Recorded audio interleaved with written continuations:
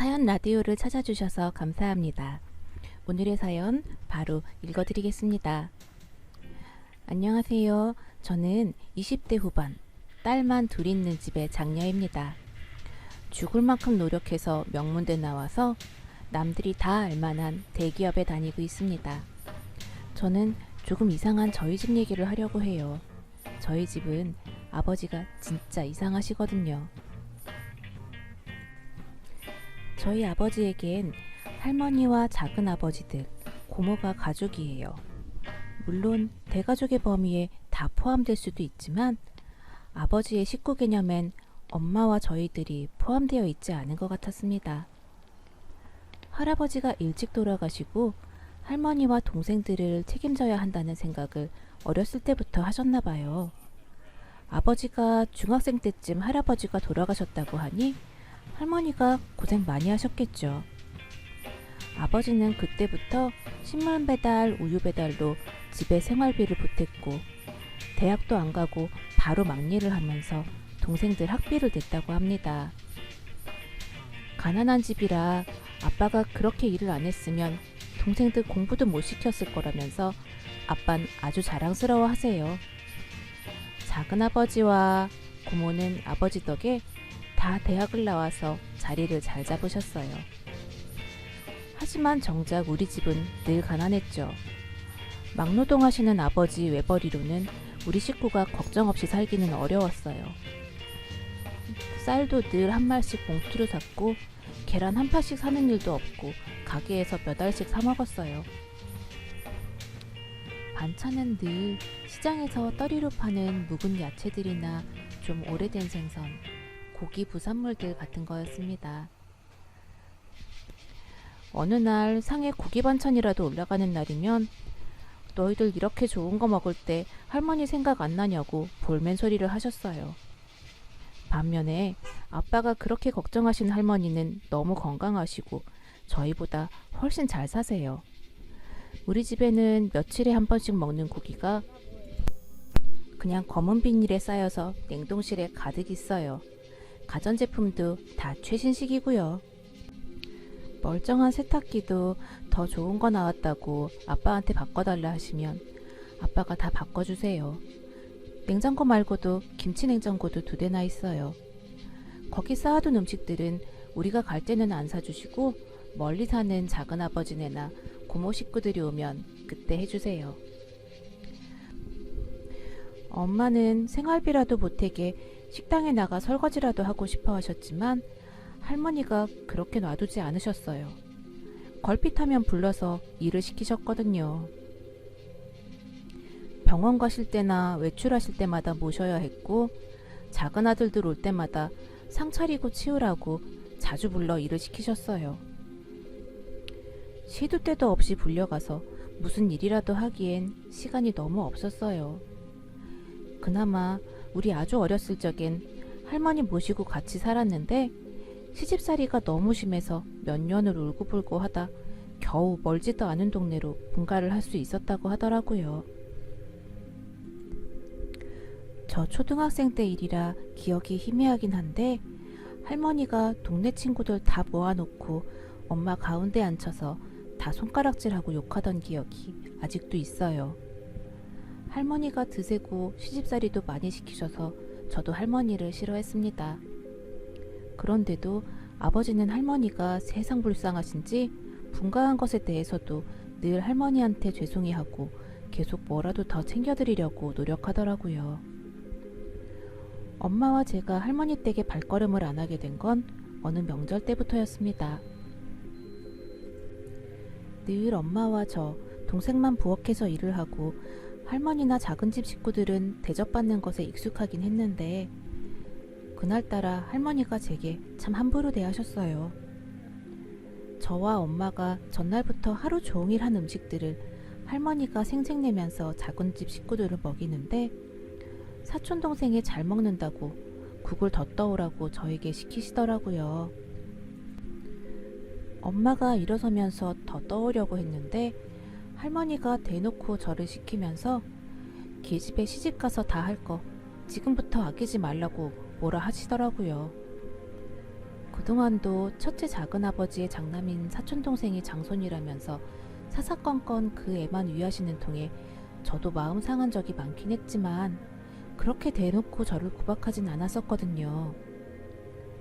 작은아버지도 우리 장손이 달라는데 좀 떠와 그러고 빙글빙글 웃고 있었고요. 아빠는 그 꼴을 보고도 식탁에서 일어나 그냥 거실로 나가시더라고요. 작은아버지는 전부터 저희 집이 딸만 둘이라서 자기네 아들이 장손이 되었으니 미안한 마음을 가지라면서 엄마에게 뭐라고 하는 통에 저희도 감정이 상해 있었어요. 엄마는 제가 그런 취급을 당하는 것은 못 참으셔서 바로 밥 먹다 말고 저랑 동생 손잡고 집으로 돌아오셨고 그 뒤로 할머니 댁에 가지 않습니다. 아버지는 나중에 집에 와선 그렇게 나왔으니 할머니한테 사죄드리러 가자고 엄마 손을 잡아 끄셨고 엄마는 애들까지 그런 취급을 받았으니 사과할 거 없다고 다시는 안 간다고 버티셨어요. 그 후로 엄마는 아는 사람 소개로 보험 영업을 하셨습니다.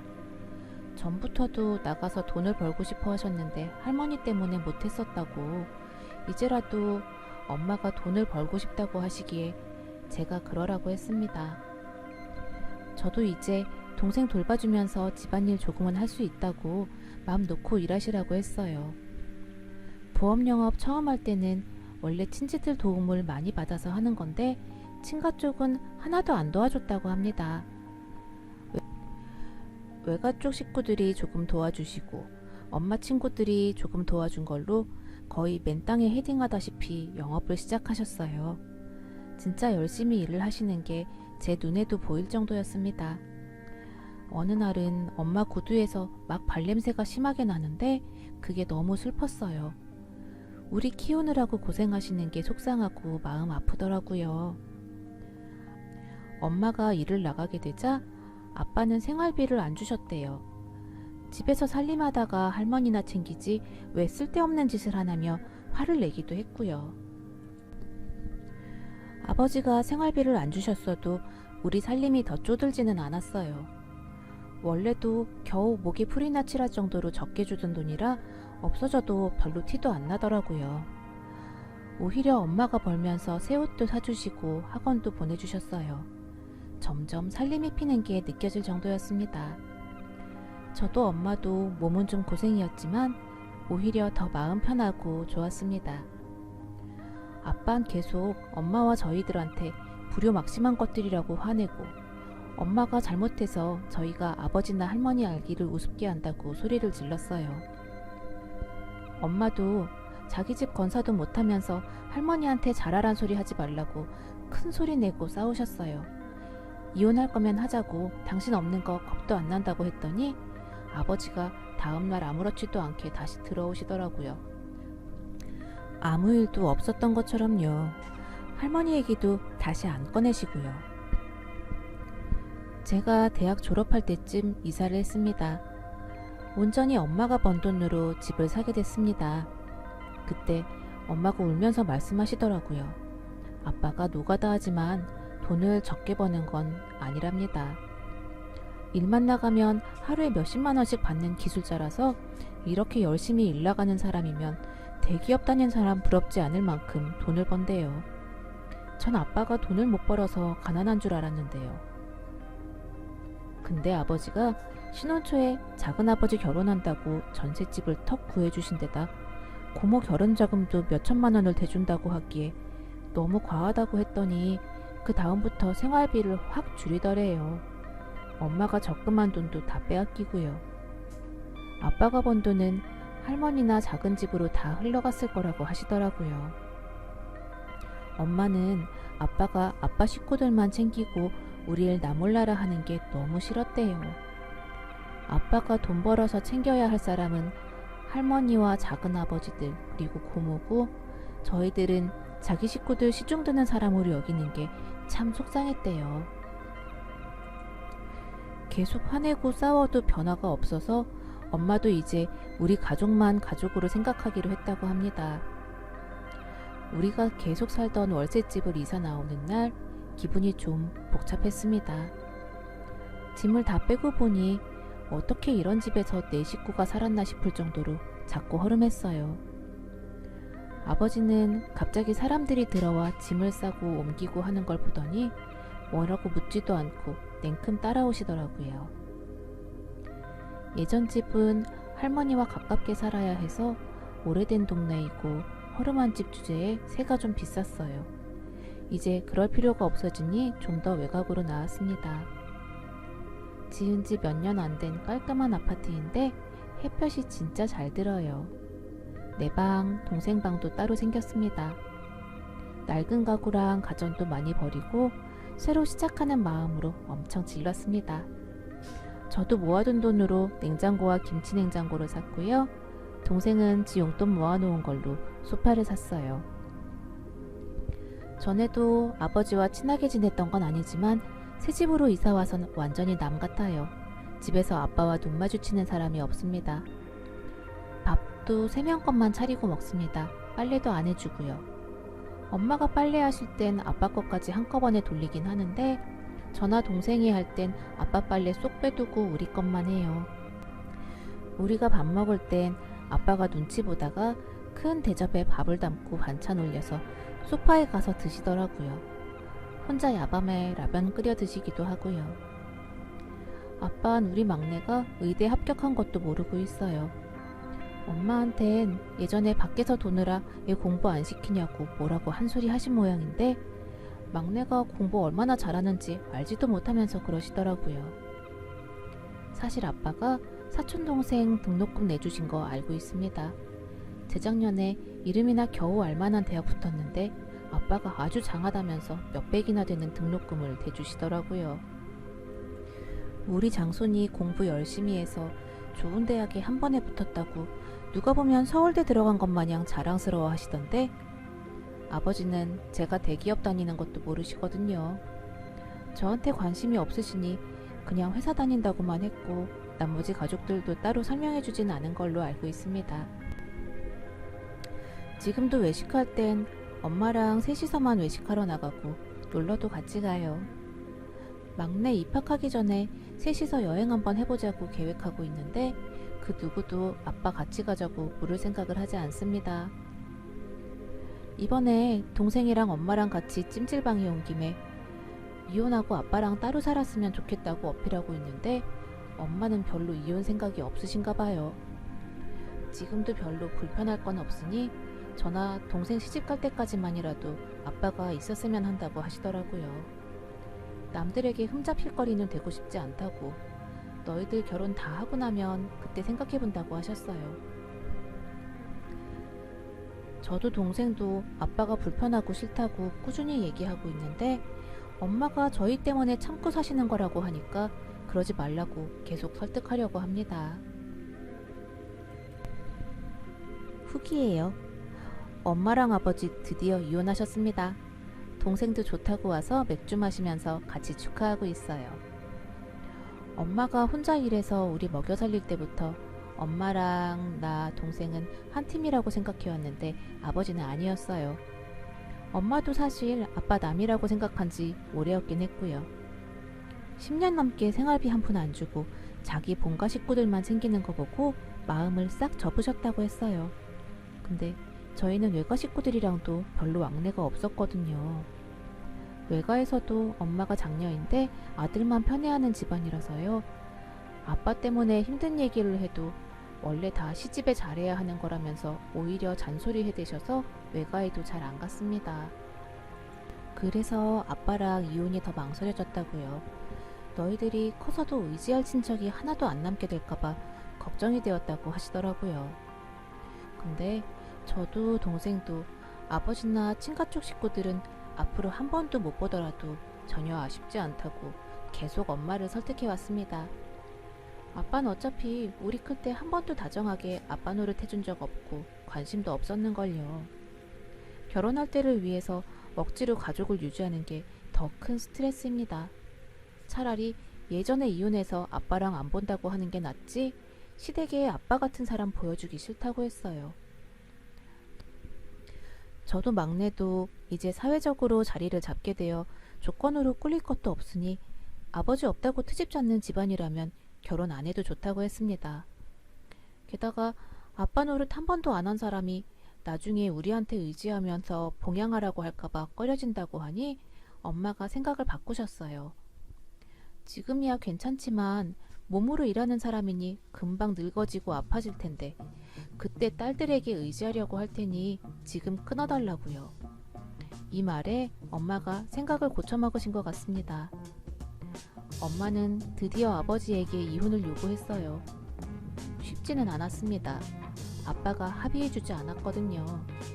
내가 잘못한 게 뭐가 있냐고, 때리게 했냐 바람을 폈냐면서 아주 당당하셨어요. 오히려 밥도 안 차려주고 구박한 건 엄마라면서 이혼 못한다고 버티셨습니다. 쉽게 합의 이혼하는 건 실패했고 결국은 소송으로 갔습니다.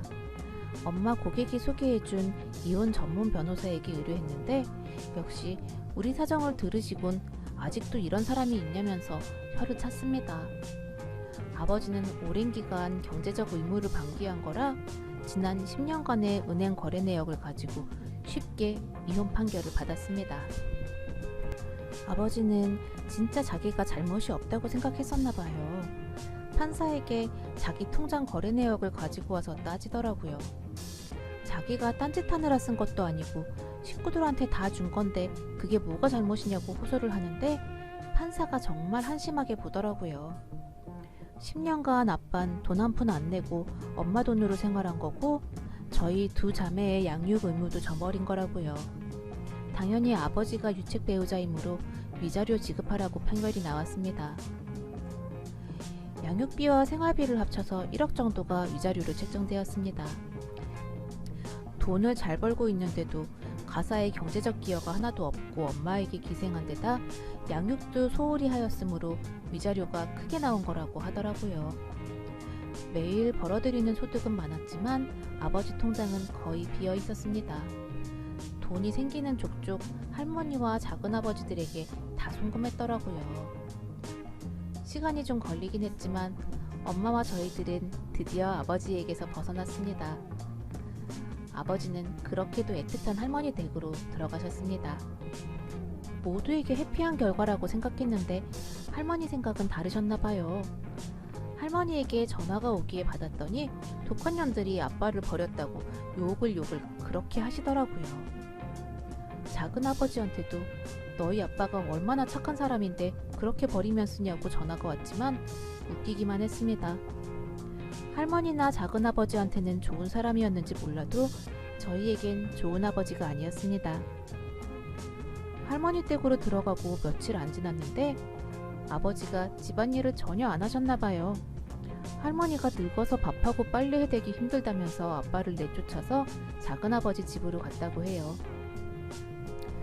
작은아버지가 그 집 사실 때 저희 아버지 돈이 대부분 들어간 거니까 당연히 잘못일 줄 알았는데 작은어머니가 너무 눈치를 주셨나봐요. 가족같이 챙기던 작은아버지네에서도 며칠을 못 잊고 나왔나 보더라고요. 그렇게 많이 벌던 돈은 벌써 다 흩어지고 결국은 작은 원룸 구해 나가서 혼자 산다고 하시더라고요. 이젠 집에서 아빠 얼굴 안 봐도 되고 목소리도 안 들어도 되고 빨래통에 있는 빨래를 굳이 골라내지 않아도 되니 마음이 한결 편합니다. 진작에 이랬으면 좋았을 것 같습니다. 아버지는 차마 엄마한텐 연락을 못하지만 저와 동생에게 문자를 보내기도 했어요. 아빠가 못난 사람이었지만 너희들을 사랑했단다. 아빠로서 부족했지만 얼굴은 보고 살았으면 좋겠다고 구구절절 하셨지만 답장도 하지 않았습니다. 저희에겐 엄마가 엄마이면서 아빠였어요. 이제 아버지가 안 들어오시니 집에서도 훨씬 마음 편하고 행복합니다. 이때까지 우리 키우느라고 2배로 애써주신 엄마에게만 효도하려고 합니다. 준비한 이야기는 여기까지입니다. 들어주셔서 감사합니다.